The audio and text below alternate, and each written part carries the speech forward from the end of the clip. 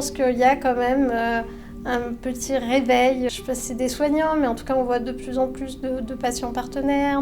Ce rôle intervient de plus en plus, donc peut-être qu'il y a un éveil des consciences de tout le monde. Qui mieux que les patients peuvent exprimer leurs besoins. Avant c'était que les soignants qui parlaient entre eux.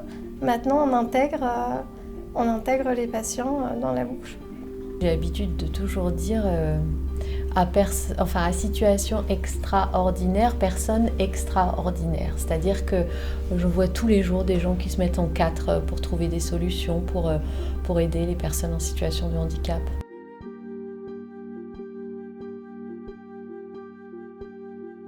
J'ai vécu une expérience positive. C'était l'extraction de ses dents de sagesse, les dents de sagesse de ma fille. Ça a été hyper programmé. En gros, elle a eu droit au premier passage au bloc de la journée. Elle est prise sur le champ. On nous la prend tout de suite. C'est passé vraiment comme une lettre à la boîte. Les enfants, c'est comme les adultes, ils ont une auxiliaire de vie scolaire, ils ont parfois des choses qui sont très importantes pour eux et qu'il faut prendre en compte pour pas leur gâcher, leur sortie scolaire de l'année. J'ai en tête là récemment une famille qui a annulé parce que l'enfant, il avait justement pendant ses vacances scolaires un camp hyper important pour lui.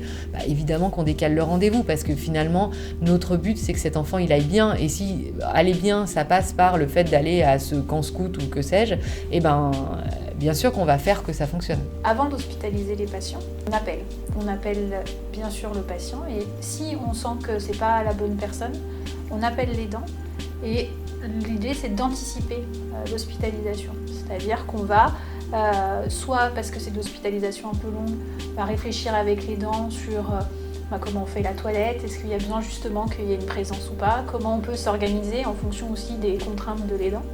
Et puis quand c'est de l'hôpital de jour, est-ce qu'on peut mettre en place pour aider l'aidant aussi les taxis? Est-ce qu'on peut prendre un peu le relais sur certaines choses pour essayer vraiment de fluidifier et faire que cette hospitalisation soit déjà la mieux vécue pour le patient, mais aussi pour l'aidant, et essayer de trouver des solutions ensemble pour que tout se passe avec le moins d'accros possible, même s'il peut toujours y en avoir, au moins essayer de les limiter en anticipant et en communiquant avec le patient et sa famille. J'en ai un qui m'a marqué, vraiment, c'est deux petites infirmières qui ont demandé à quitter le service pour m'accompagner au bloc, parce que je partais en urgence me faire opérer le soir, et j'avais pas prévenu mon mari, mes enfants, ils savaient pas. Et elles ont vu que je pleurais, enfin j'étais pas bien, parce que je repartais encore me faire opérer. C'est le côté humain, la bienveillance, enfin là. Voilà, elles n'étaient pas obligées de m'accompagner au bloc, ça me fait chaud au cœur.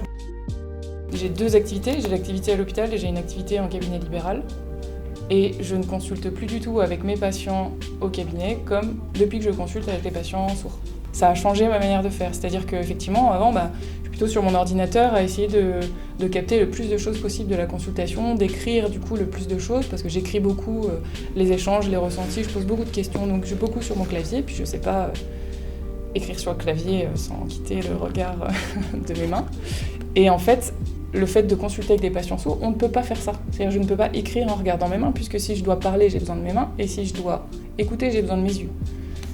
Donc, j'arrête d'écrire et je suis dans l'échange avec le patient. Et depuis que j'ai cet échange-là avec les patients sourds, je l'ai avec les patients entendants. Et ça donne une relation qui est différente.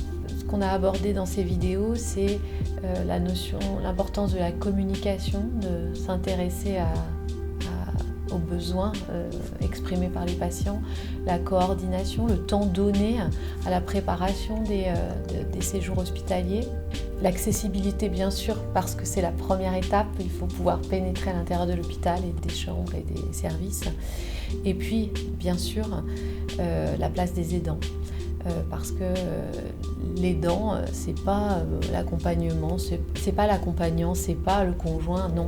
C'est un acteur à part entière de l'équipe pluridisciplinaire autour du patient.